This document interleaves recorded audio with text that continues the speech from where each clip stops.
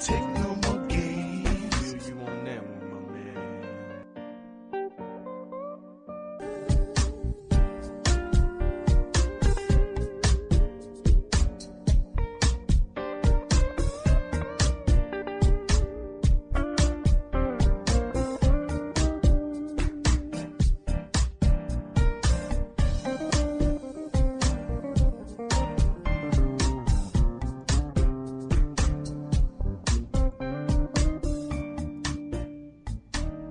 Okay, Thursday edition of the After Show.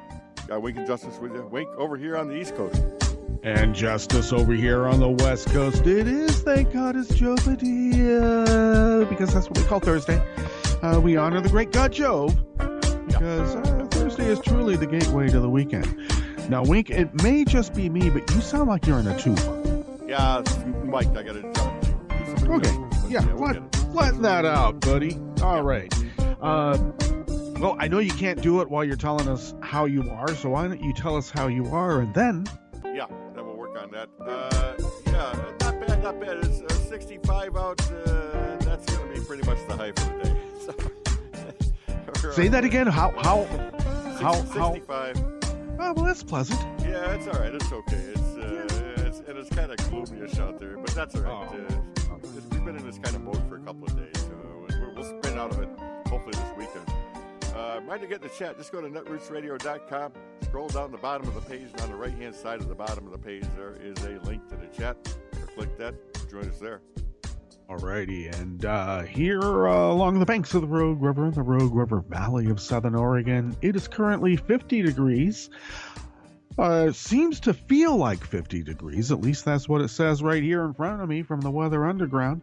We're going to be a tad warmer than yesterday. We'll be topping out maybe at 92. And when I say maybe, maybe it might be hotter. Yeah. See how that works? And we will have a low tonight of 59. And then we will have a spate of low 90s through the weekend. And, I just have an update. Come on. Okay, refresh for me there. All right. Yeah. And nights will be hovering around 60, 62. So some people might call that warm. Now, now the reason when I had said that, it sounds nice, and you said it was gloomy. Yeah, if all you had were clear blue skies. Yeah. The most beautiful vistas imaginable. You kind of want something else. So maybe gloom might be a good thing. Sure. Because it's different, Heck yeah. But, I don't want to sound like a whiner, but, we are punished with just clear blue sunny skies, Wink. I'm sorry. Yeah. Well. Yeah. I don't know. That's why they call it the Wild West. Heck yeah. Weather from around the world is brought to you by people's private weather stations that they purchased either online or maybe they've actually gone to the hardware store and they were there and they plugged them right into the yards or on their patio, penthouse balconies. They could do that too. And they do that around the world. London right now is 63 and overcast, just like upstate New York. Heck yeah. Oh, my God. Paris is 65 degrees and rain. Rome is 85 and partly cloudy. Kiev is 90 and clear. Kabul is 88 and clear. Sounds to me like they're going to be able to have, the occasional outburst of bombs. Yeah. Oh, yeah. I mean, it is the wedding season. Yeah. And the question might be asked is, when is it not the wedding season? Over there, yeah. No question. All right. Hong Kong is 81 and clear. Tokyo is 77 and overcast. Sydney, Australia is 52 degrees Fahrenheit and clear. San Francisco is 54 and overcast. And New York is 84 and clear. No gloom there, Wink. No humidity. That's good. Yeah. Well, that's good to hear. Because I've been in New York proper when it was like, shall we say, sticky. Oh, yeah. It's kind of sticky. Oh, yeah. All right. That is weather from around the world brought to you by people's weather stations that they have around the world. All right. I'm always looking for why people are motivated to do the behaviors they do. Not so much to excuse the behavior, but just to understand what the hell is going on. And I have my assumptions about what's going on with the guy who's sitting in the Oval Office when he gets up, particularly early to, I don't know, watch Morning Joe. Yeah. Yep. Yeah, so he went off on Morning Joe, Mika. Yeah, so. Indeed, yeah. I'm just thinking that maybe he's not getting any at home, and this is the way he kind of lashes out. Melania said, no, I'm not doing it. And so he lashes out. I think that could be. You never know. But that's just an assumption. I think it's actually something a little bit more latent than that, and that's just like the way he is. He doesn't need a trigger. The trigger is whatever basically, doesn't prop him up as being the greatest thing alive. Yeah. I used to joke about that, never thinking that anyone could actually attain such a lofty position. Right. You're still sounding like in a tube, but it's okay, Wink. Yeah, I'm still working on it. Just letting you. Yep. Okay. Oh, these are the issues we are attending to today. It's such a busy news day. Every day is a busy news day. But these are what we have whittled it down to. The White House boasts that all they have to do to pass Trump Care is to bribe moderate Republicans with opioid money. Yeah. Imagine that. See how that works? First, they get the constituencies hooked on the stuff, and then the next thing you know, pork. Right. See, I grew up in the era where people were building bomb shelters, and there was a scam behind that one, too. Let me tell you. Eek. The Supreme Court's take on the Muslim ban has already created a huge mess. Yeah, wait until we get into that week. I don't think you got it's just crazy because what will happen is that, they'll always overreach, right? Right. Oh, yeah. Only these 6 countries. Sure, we know what they mean. Muslim ban. Yeah. And the paramilitary security firm hired to guard the Dakota pipeline and beat the crap out of Indians and stuff because it was like cowboys and Indians. And, we lost it. Custer's last stand. So now we get to eke out our revenge. And we will. There we go. Yeah. Seems to have not had a license to actually do that. And so therefore they're operating illegally. You got to have a license if you're going to beat up Native Americans, Wink. All right. Let's be clear about that. What are we? Anarchists or Americans? On the last half, we report that a far-right group in Europe has purchased, through a crowdfunding campaign of all things, Wink, they purchased a ship so that they can go out and disrupt refugee rescue missions. Yeah. A little different take on, going out there and keeping the Japanese from slaughtering whales for scientific research. Right. And extremists, right here in the good old USA, have fallen in love with Oklahoma City bomber Timothy McVeigh. He's a hero.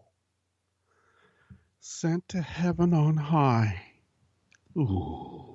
All that, plus the Connect, Unite, Act Daily Codes community calendar, and more on the after show with that ever so fine fellow, and he'll get those dials. We'll get it. We'll get it. Oh, you sound even a little bit better now. Yeah, and his name is Wink. And this guy back over here on the West Coast, and I don't know. They just, levels go automatically where they go. That's how it is. I don't have to change them. Right. Not like Wink. And my name is Justice, and we do this 5 days a week for an hour-ish in this particular, specific, and very peculiar tear in the fabric of space-time. Well, I don't know. Why don't we just love each other? Yeah. All right. Let's all just try to get along. Ultimately, that's what I want to do. Let's just get along. You know, in the Satanic Verses, one of the literary conceits is that the conversation taking place between these various characters, Right. you know, they have these really in-depth philosophical considerations about what it means to be alive and to feel and to have intelligence and empathy and sympathy and all that, is while they're falling from 33,000 feet from a plane that had been blown up in midair. Yeah. So, you know, while you're falling through space and you're having these discussions, I figure, you know what, rather than like beat the crap out of each other on the way down, we should just love each other. Call me a romantic. Yeah. Why not? Yeah. Yeah, why not? Call me a romantic. All right. Speaking of romantics, I love the good old days when all you had to do was go into, like, you know, the floor of the House or the Senate and just hand out envelopes of, like, in some cases, tobacco money. Right? Here's your tobacco money. Remember that? Boehner was on C-SPAN handing it out. It was new. Exactly. He didn't know that I'm being filmed right now. I don't know. When I'm sitting around the bar, we're not watching C-SPAN, obviously. And, yeah, you know, so that's kind of like the good old days. I mean, so it feels good to get back to the good old days. Do our bidding, and here's your cash. In this instance, it's a little bit more like pork, but, you know, that's what McConnell does as the leader of the Senate, is that at some point he has the money to start handing out, you know, the pork. Eek. This is an article by Brad Reed out of Raw Story. The Republican plan to repeal and replace Obamacare hit some major setbacks this week, but at least one Trump administration official is not too worried. Yeah, in an interview with Axios reporter Jonathan Swan, an unnamed White House official. Oh, if it's an unnamed White House official, you know what that means. I don't know. Who is that? Is that Priebus? Yeah. I sometimes wonder, you know. Literally says the GOP's plan involves bribing moderate senators by throwing more cash at opioid addiction treatment. I don't know. It's just so craven. So craven. Because, you know, in many instances, this opioid crisis is brought on by, I don't know, their idea of free market principles. Buyer beware in all instances. And, you know, if you're stupid enough to believe us, too bad for you.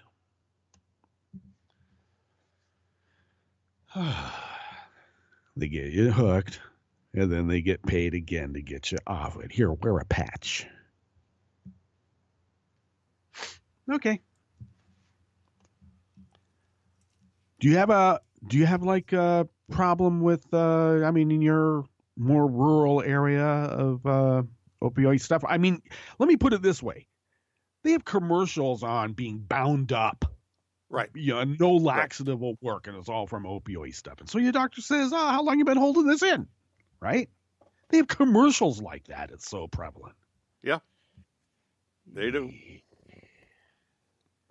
Sadly. Of course, I got to tell you, one of the first questions that was asked me when I took my first forays into Europe in the mid-'80s was, how come you guys have so many commercials about hemorrhoids?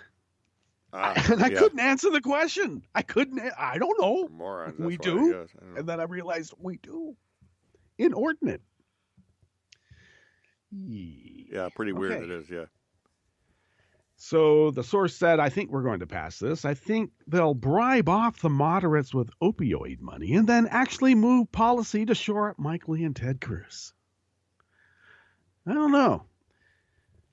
I'm thinking that we have to rely on Ted Cruz's vindictiveness to not do anything that Trump wants. On the other hand, didn't he say something about, like, you know, I'm going to have, this guy's head? Not literally, but you know what I mean. because of what he said about his wife, right? Held that picture of Melania and then his, Right. And my daughter shouldn't have to be putting up with any of these things about he's grabbing people's what? And then a few weeks later, he's like, "Oh, let me kiss his ass," and he was. So I don't know. We have to rely on Ted Cruz's vindictiveness in all this. Yeah. And the belief that there's going to be a few Republican senators there that think, well, this plan is a little bit too nice to these poor people, especially the colored ones. Yeah.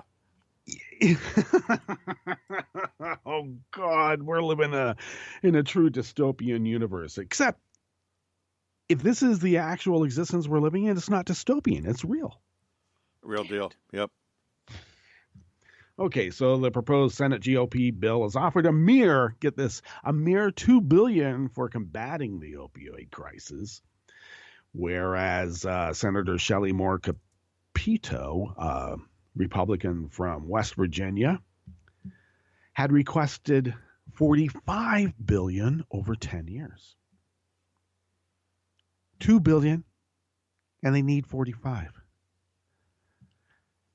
Yeah, that's shrinking it down into the size of a bathtub so you can tie it off and get it addicted again. Nice. How about that? Yeah. Okay. Well,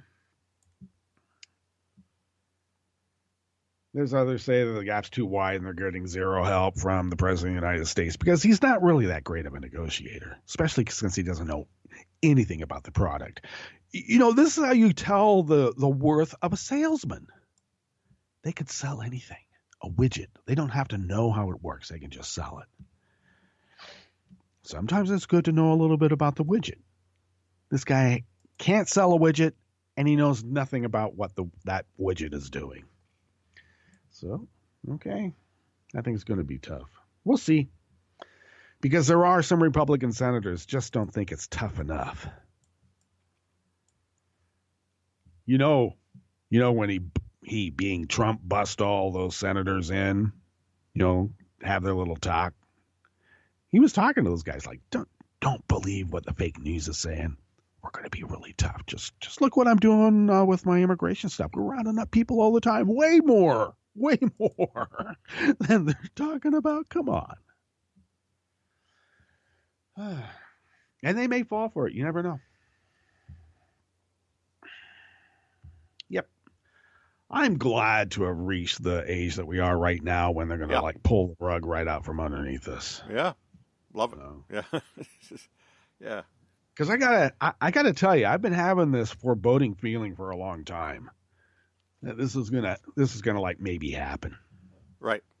Right at that point when you think, wow, a social safety net. And they go, oh, sorry, we made you do that high wire act, but to save costs, we're just gonna take this net away. Yeah. We took all that money out of your paycheck for 40 years. You put me up here. No. You chose to go up there. What choices? You said climb the rope. Don't worry, you got a social safety net. It's right here. Yeah. If you fall, it'll catch you. You might bounce a little bit, but that's what you just don't understand free market principles. Cut services when needed, and we need to cut these safety net because it's just costing us too much to keep it here. Lugging it around all the time to save your sorry A. Yeah. When we can be fighting wars with that money. Nah, they can fight the wars without that money anyway. Yeah. They already have that inked in. That's already factored in. All. Yeah. That's called a fixed cost. Right. Okay. Right. Okay, this next article is by Ian Millhiser, or as I like to call him, the great Ian Millhiser, constitutional law extraordinaire. Maybe they should have just said that banning Muslims is unconstitutional. Yeah, you would think, because, you have to have like a bona fide reason for being here, Wink. Right. like a wife. But not a few other things that you would think would make you have a bona fide reason for being here. I think this says more about how Trump views family, and then combine that with a latent bigotry and racism. You can see where it goes. So on Monday, the Supreme Court handed the Trump administration a partial victory. It temporarily reinstated Trump's Muslim ban, but not for all people impacted by the ban. Under the Supreme Court's decision in Trump v. International Refugee Assistance Project, the Muslim ban may not be enforced against individuals who have a, quote, close familial relationship with someone in the United States. Now, I may have just misspoken here in this analysis. Maybe this is some convoluted conservative faction of the Supreme Court's view of family. Maybe also predicated on a latent racism that they, it being latent, it's just below their level of awareness. Significantly, the Supreme Court also gave two examples of family members who count as such close relations: a wife or a mother-in-law of someone within the United States. Wow. Yet the court provided little other guidance on just how close a close familial relationship must be to overcome Trump's ban, leading Justice Clarence Thomas to warn in a partial dissent that the majority opinion will invite a flood of litigation until this case is resolved finally on its merits. Wow. Clarence Thomas actually said something. That flood of litigation will soon be upon us. On Wednesday, according to the Associated Press, the Trump administration sent new guidelines to U.S. embassies stating that someone subject to the Muslim ban must prove a, quote, relationship with a parent, spouse, child, adult son or daughter, son-in-law, daughter-in-law, or sibling in the U.S. in order to escape the ban. Notably, this is where I kind of come in, grandparents, grandchildren, aunts and uncles, nieces and nephews, cousins, and fiancés are not included in this list. There is one glaring flaw in the Trump administration's new policy. While it permits someone with a son or daughter-in-law within the U.S. to enter the country, the report indicates that a person with a father or mother-in-law in the U.S. does not receive the same treatment. It should go without saying that a son-in-law is exactly as closely related to their mother-in-law as a mother-in-law is to the son-in-law. So this exclusion is likely to be corrected by the courts. But what of other family members? The Supreme Court neither resolved these questions nor left the lower courts with much guidance on how they should do so. The Trump administration, meanwhile, interpreted the Supreme Court's order in the most narrow way it could be construed. Now, of course, the court made a general opinion about what constitutes close familial relationships. And then the Trump administration then went on and said, well, this is how family works. And we got a guy who has 3 of them. He should know. He's had practice. Wow. Okay. There's good reason to believe that the lower courts won't go for Trump's tactic. Most of the courts that heard challenges to the Muslim ban, after all, deemed it to be unacceptable. Several issued broad, nationwide injunctions against the ban. Even so, it appears likely that the Supreme Court handed down the opaque order it did, partially reinstating the Muslim ban in the process because the justices are irked by lower courts issuing injunctions they view as too broad, meaning the Supreme Court views the lower court's injunctions as too broad. If that is the case, the next several months could bring a tug-of-war between lower court judges trying to make sense of the Supreme Court's order and a much more conservative Supreme Court. Gorsuch. Yeah. Or as I like to say, Putin's man on the bench. Because how did that happen? Yeah. Yep. We'll leave this court seat vacancy open until it can be filled to someone of Putin's liking. And that's what they got. Useful dupes at the best. Useful dupes at the best. Well, some people might say this presaged any of like direct, Russian influence. This goes back to, the Koch brothers trying to stack the courts. And where did they learn that? Yeah, from the Soviet model, because they had business in the Soviet Union. What are you going to do? Make money on what you know. Isn't that another axiom that we all should live by? Novelists, write what you know. Yeah, that's how it works. I don't know. There's a lot of people kind of like working under the table, a lot of contractors, that you just can't go through, the damn effort it takes to go get your contractor's license so that you're reputable by license to go out and do the job. And that kind of assures people you're not going to build something that falls over. Sometimes that's like, I don't know, a little bit too burdensome when, So you go out and you take on a job and, build a deck. And next thing you know, you're building houses without licenses and things fall over, or students die of carbon monoxide poisoning because you didn't put the vents in properly. Oops. So that's why we have contractor's license, for instance, But, there's a lot of people that work under the table. Aren't there? So I guess, even in security firm operations, you might be able to convince a government agency to give you a government contract to go beat the crap out of people. I guess, they needed, there was only so many cops in the surrounding area to bring in. They had to bring in some private, mercenary types. And they did. All right, this is an article out of Alternet by Salisa Kalakau. Last month, it was revealed that the security firm Tiger Swan had been hired to combat water protectors protesting the Dakota Access Pipeline through surveillance methods and counterterrorism measures. Yeah. Now, you know what that means. And that's already been in court and has proved to be quite an issue. Yeah.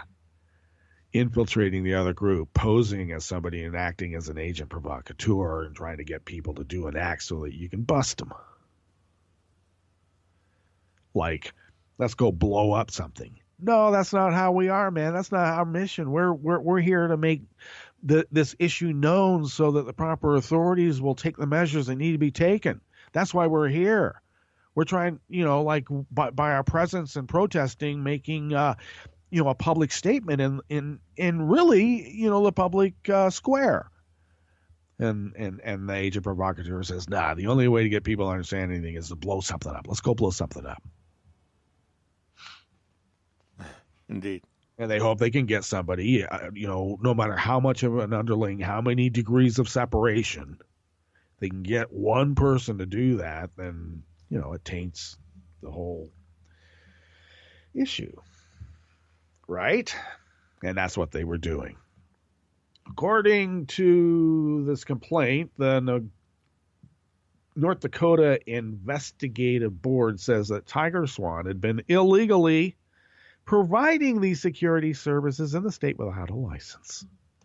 So if you're going to infiltrate like a group of union protesters on strike, right? Go in there and act like a union striking protester, and you're going to do it for a private company, you got to have a license. Don't have a license? You're going to be in trouble. According to the complaint filed by attorneys for the North Dakota Private Investigative and Security Board, On June 27th in Burleigh County District Court, the agency denied an application from James Patrick Reese, the founder of Tiger Swan, to become a licensed security firm.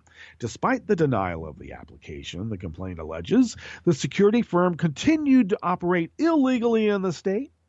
Tiger Swan was hired by Energy Transfer Partners last year in an effort to combat the growing protests by indigenous activists and their allies, fellow travelers, against construction of the oil pipeline in North Dakota.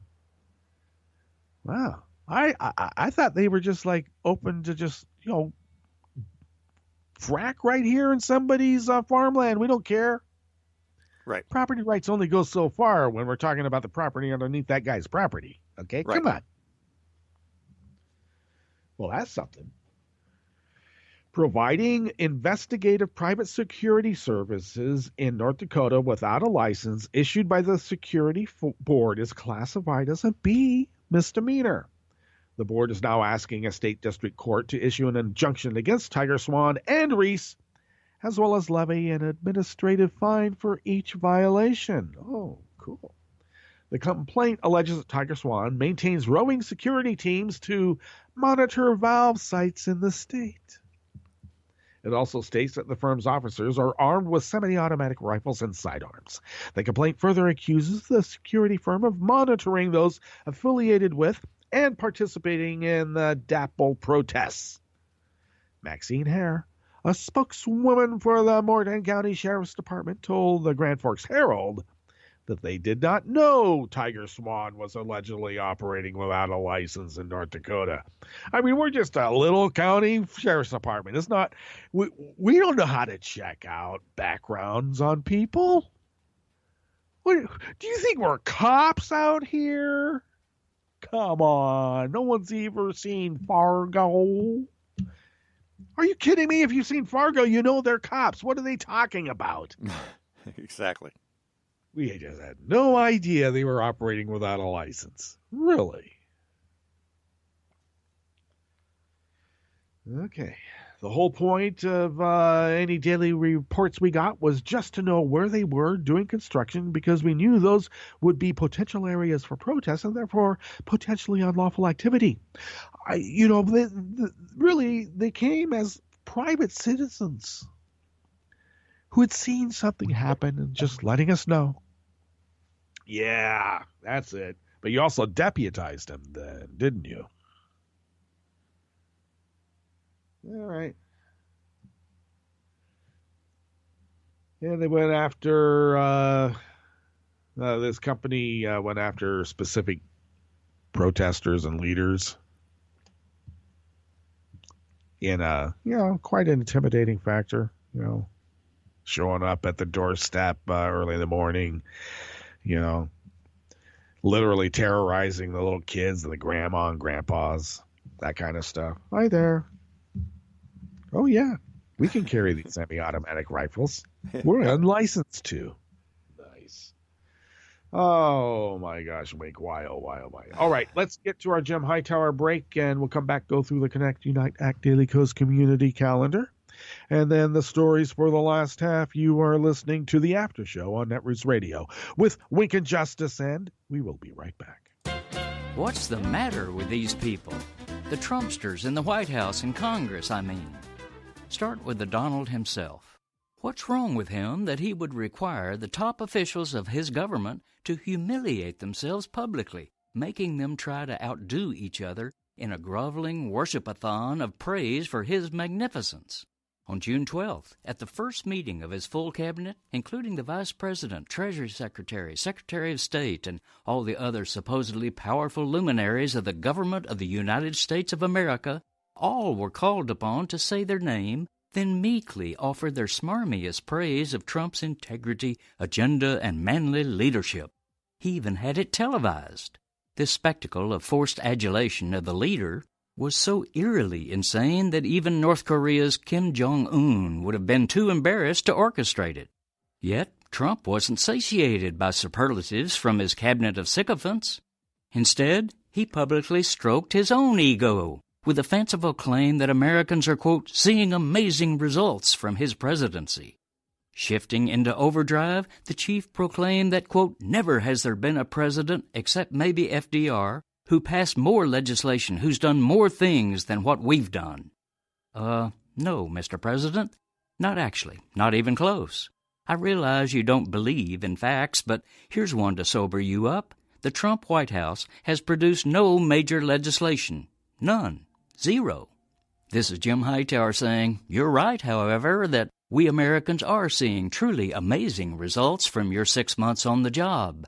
We're amazed that in such a short time, your so-called presidency is mired in conflicts of interest, constitutional quagmires, erratic behavior, ideological arrogance, and tweeted ignorance, lame policy proposals, and, let's admit the obvious, your own incompetence.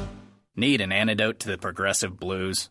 Want some good news about how grassroots folks are rebelling against the corporate powers and winning? Well, here's an easy-to-swallow pill for you, the Hightower Lowdown. Hightower's monthly newsletter will give you the lowdown, even as it lifts you up. It's 4 pages a month, jam-packed with facts you can use, actions you can take, and Jim's own Texas humor, all for only $15 a year. To become a lowdowner, go to hightowerlowdown.org. You are listening to netrootsradio.com. Please hang up and try again.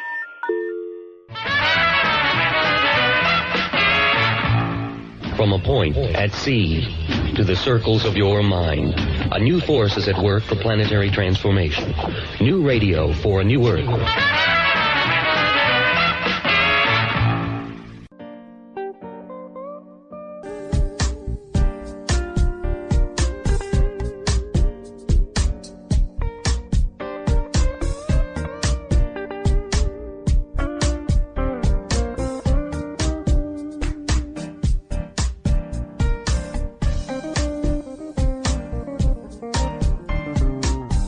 Okay, we're back. And indeed, we are back, and thank you for sticking with us. This is the After Show with Wink and Justice. Justice here along the banks of the Rogue River and the Rogue River Valley of Southern Oregon on the West Coast. Wink is in upstate New York, 21 on the East Coast. Our crew are the ethereal creatures who reside in the cloud, whose advanced intergalactic technical abilities allow Netroots Radio, and thus by extension the After Show, to span the globe, the solar system, and beyond. Okay. You sounded a little hot there, Wink, and we are hot. Okay. Yeah. Just bring that down a tad. Bring that down a tad, yeah. If you don't mind, I just saw the levels were kind of peaking there for a bit. Okay, so today's Connect, Unite, Act Daily Co's Community Diary is facilitated as it is every Thursday by Paradise 50. And of course, he is named Paradise 50 because they live like in Paradise, Chico area, Paradise up there in the little Grand Canyon of Northern California. Surprisingly, along Highway 50. Oh my God! And he opens up beautiful country out there. I like that particular kind of chaparral type of country. Yeah. But he's had quite a hardscape project going on at their property there, and his diary is today entitled Paver Stone Much, and he has had quite a project. We've spoken about it previously when they've had pictures, and good on him. My lower back and my knees and ankles hurt just looking at it. Right. Same here. Yeah. The kind of work that it takes. Because I know.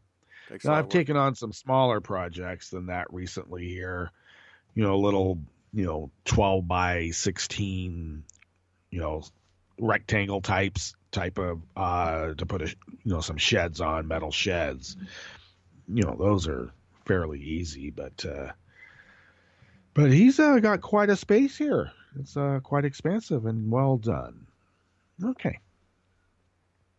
Yep, down on the knees. That's what I can't do anymore. Oh, no way. Yeah.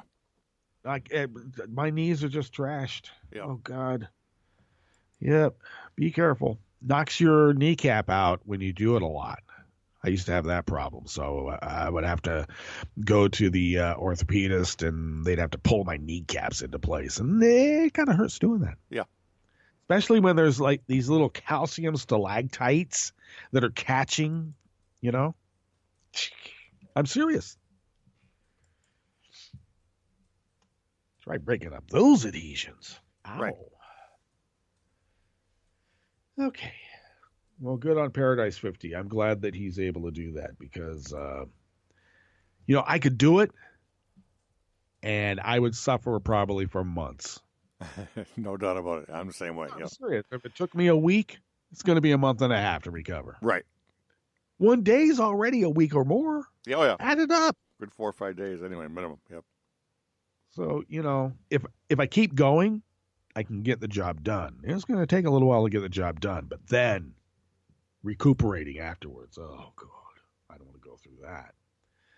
Okay, so the Epic Glacier National Park meetup, of course, is occurring tomorrow, June 30th through July 2nd. So get a hold of Thinking Fella and Ojibwa. I think we're going to be seeing some epic photography from this trip. Yeah, I think so. Yeah, and she's pretty good at it anyway. So yeah. Especially considering that there's going to be a lot less of like the glacier to sort of white out the the photographic, composition. Because that happens, the reflective light off of the glacier, because there's so much less glaciers now in Glacier National Park, which apparently is a good thing because now, you can get right into whatever is down there that you can extract and burn.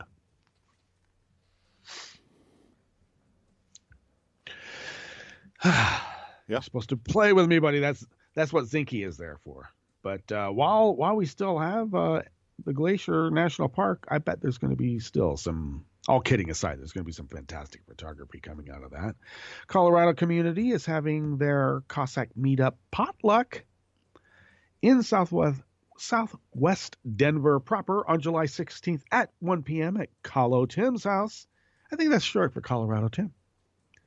Colorado State Senator and major sponsor of the Healthcare Colorado Initiative, Dr. Irene Aguilar, will be there. Also, State Representative Susan Lontine and Denver City Councilman Mike Flynn will be in attendance. Hey, wow. This is what the Connect Unite Act activities are all about, Wink. Hell yeah. Okay. Exactly right. Yep. So, Cosmail Colorado Tim, call Tim to attend that event. And the annual Daily Co's Cheers and Jeers dinner at Netroots Nation this year, Wednesday, August 9th at 5:30 p.m. They're all going to meet up at White Oak Kitchen and Cocktails, 270 Peachtree Street in Atlanta, Georgia. And let's see, that will be, yes, at 5:30 p.m. So Cosmail Navajo for a seat at the tables. Huh. Yeah. Going to take more than one. Sure. Yeah. I think it's going to take 10 if you got 10 people sitting at a table. Yeah. And generally you see like 8 people sitting at a table. Right. So I'm just saying. Oh, also a reminder, the Daily Co's Caucus will be having an Ask Me Anything About Daily Co's. I have an idea that is going to be Marcos on the hot seat. Yeah, I think so. That will be occurring Thursday afternoon, August 10th, 2:30 p.m. in the Piedmont Room. Ask Me Anything. I actually like those diary series. All right, Mount Mitchell State Park meetup for the Asheville Cossacks will be happening on, Saturday, August 12th at Mount Mitchell State Park, located 2388 State Highway 128, Burnsville, North Carolina. Send Randall.Cosmail to attend. And that is your Connect Unite Act Daily Co's community calendar for the 29th of June. One more day left, and then we're in some ways called the downward slide. Right. Yeah. Or as I like to say, we're smack dab in the middle of summer of 2017. Hell yeah. And now, without further ado, we're in the last half. I know it seems like the last quarter, but when space-time is curved, yeah, these little units are all relative. Oh, yeah. Just, sometimes it's compacted, and we're able to fit a whole half in a quarter.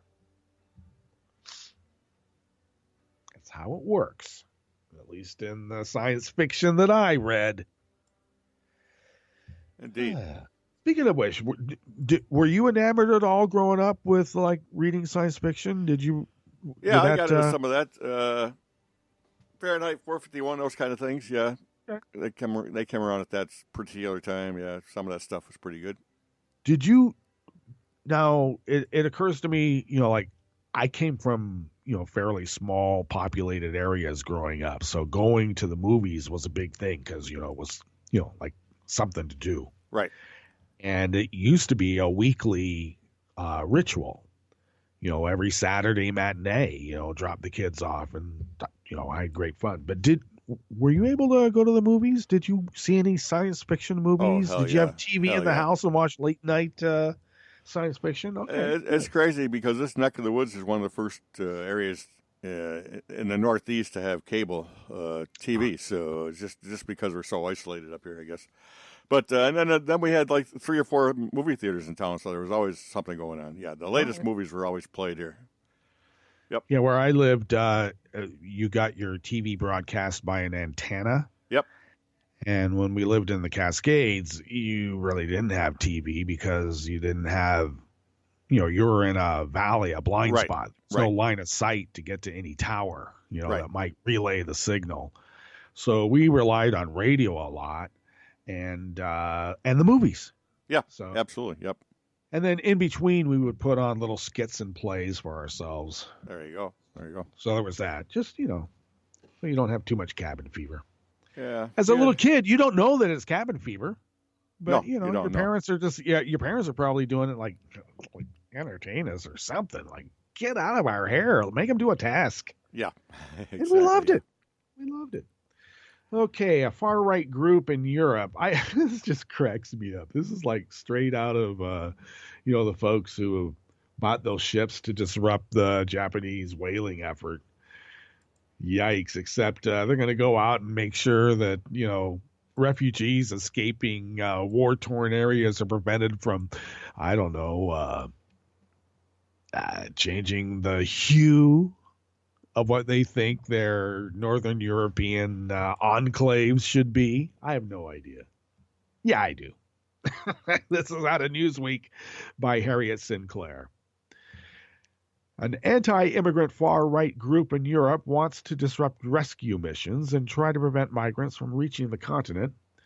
Defend Europe, whose members classify themselves as identitarians.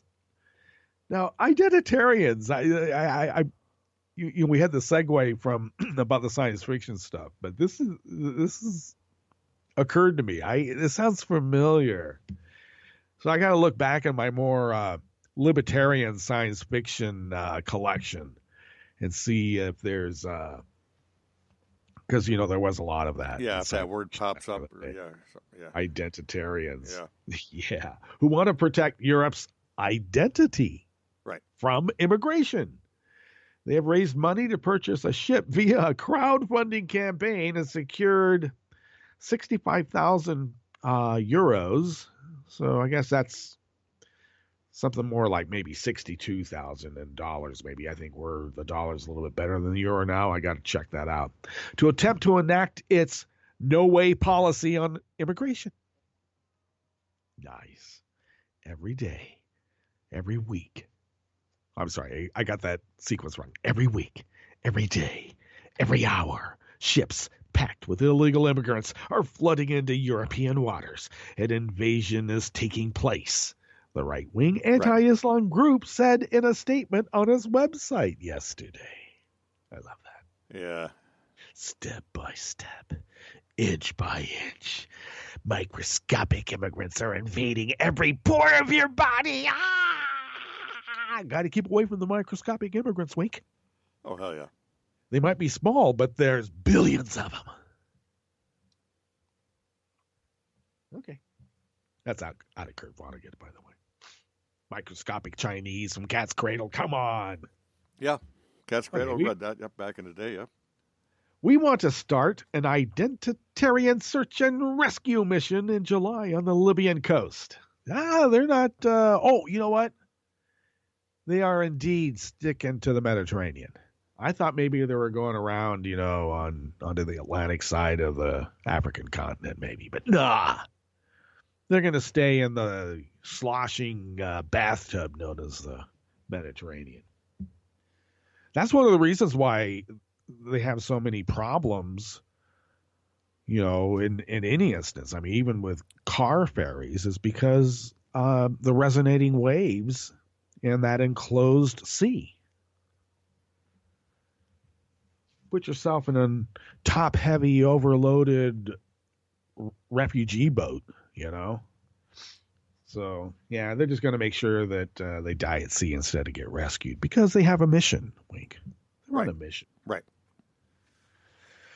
Our goal is to document the doings of the NGOs, expose their collaboration with the human smugglers, and intervene if they do something illegal, it added. I don't think they're going to be using water cannons and stink bombs. I don't think so.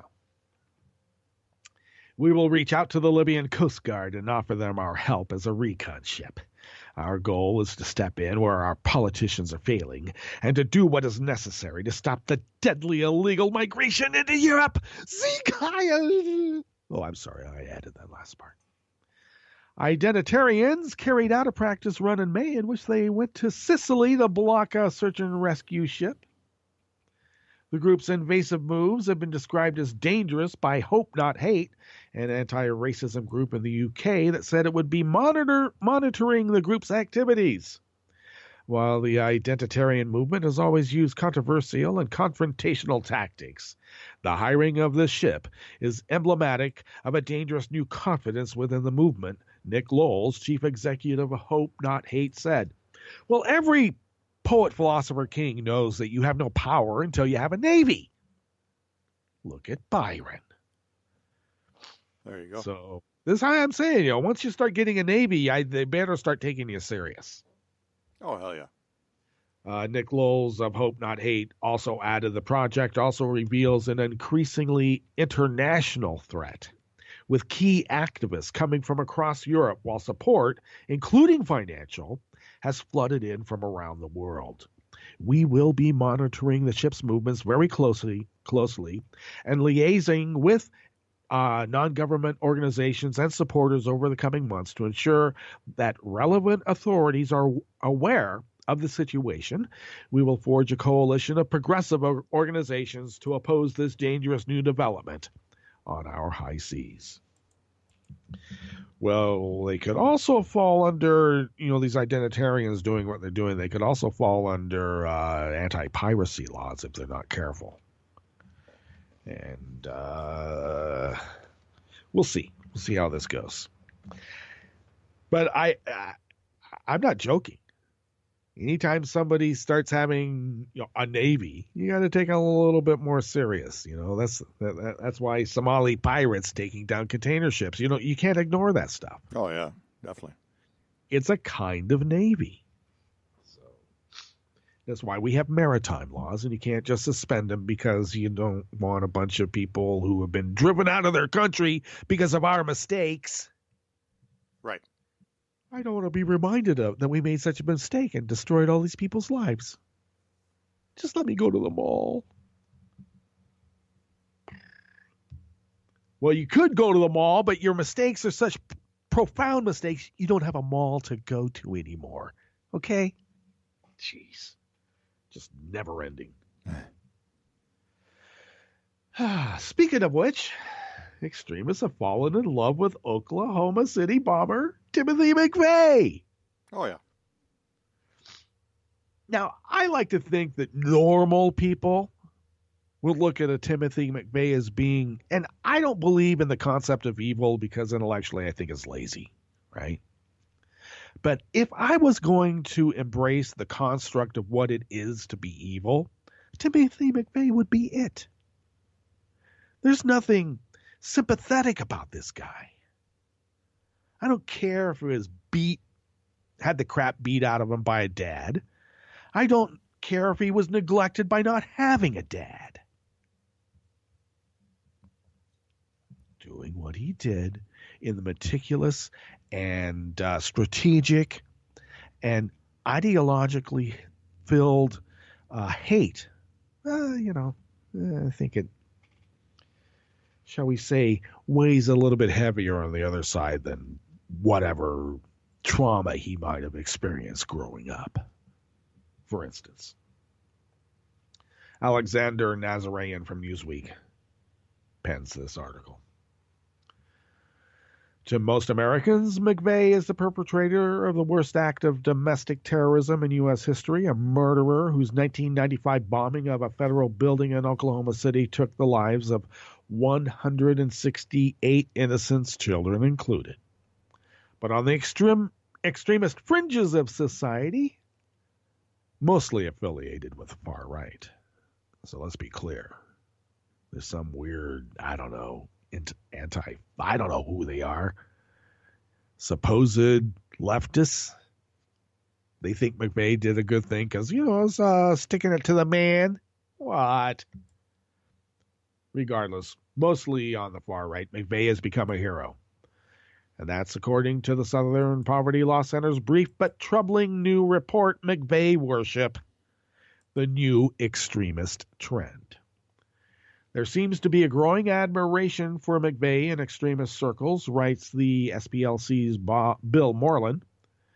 He cites several examples of how McVeigh, who was executed in the summer of 2001, has been adopted as a martyr by anti-government extremists, often ones who also harbor white supremacist views. Fancy that. Most troubling, in the example of Jeremy Christian, who in May killed 2 men in Portland, Oregon, after they confronted him for harassing Muslim women, and I should say Muslim girls. They were only 15. On a train, Moreland notes that Christian had praised the Oklahoma City bomber in a Facebook post. May all the gods bless Timothy McVeigh, a true patriot, Christian wrote.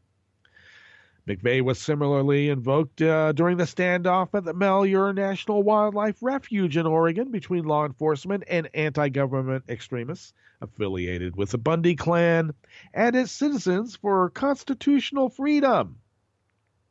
Yeah. Remember when Bundy became even too toxic and racist for Sean Hannity? Yeah. Remember that?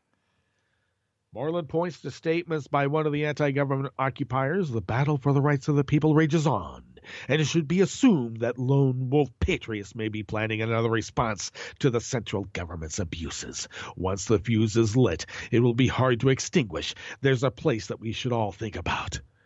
Oklahoma City. Yeah. Moreland cites several other examples of violent extremists who have been found to show sympathies to McVeigh, including that of Brian Moles, who went to Washington, D.C. in May with an assault rifle in an apparent attempt to harm Donald Trump. He is said to have expressed admiration for McVeigh. Before leaving his home in Pennsylvania, Moles left $4.19 in his bank account, which Moreland posits may have been a reference to the date of the Oklahoma City bombing, which was on April 19th of 1995. And the next day, April 20th, is popular with extremists because it is, that's right, Der Führer's birthday. We like his little mustache, Sieg Heil. But he is a jolly good fellow, isn't he now? All right. Perhaps most confoundingly of all, McVeigh was praised in 2001 by writer Gore Vidal. Oops. Guy I like, but, I take issue with his rendition of McVeigh as well, who sometimes delighted in an intellectualized pre-digital version of what has come to be known as trolling. So that's interesting there. Speaking about McVeigh's execution at a book festival in Edinburgh, Vidal described the troubling young man's overdeveloped sense of justice and suggested that McVeigh did not do it. Well, that view is not widely shared. So let's be clear. As much as I like Gore Vidal's sticking it in certain ways, he was... this instance, not so much. All right. We're going to be back here bright and bushy tomorrow, same time, same station for Angle Over Post Friday and the Friday News Dump and Recycling Center. We'll be having William Orbit's Montauk Point playing in the interim before Hartman comes up about 6 minutes after the hour. Great content throughout the day. Stay tuned to Networks Radio 24/7, 365. And why? Well, because who loves you, baby? Okay, Wink, I will see you on the other side. All right. We're out.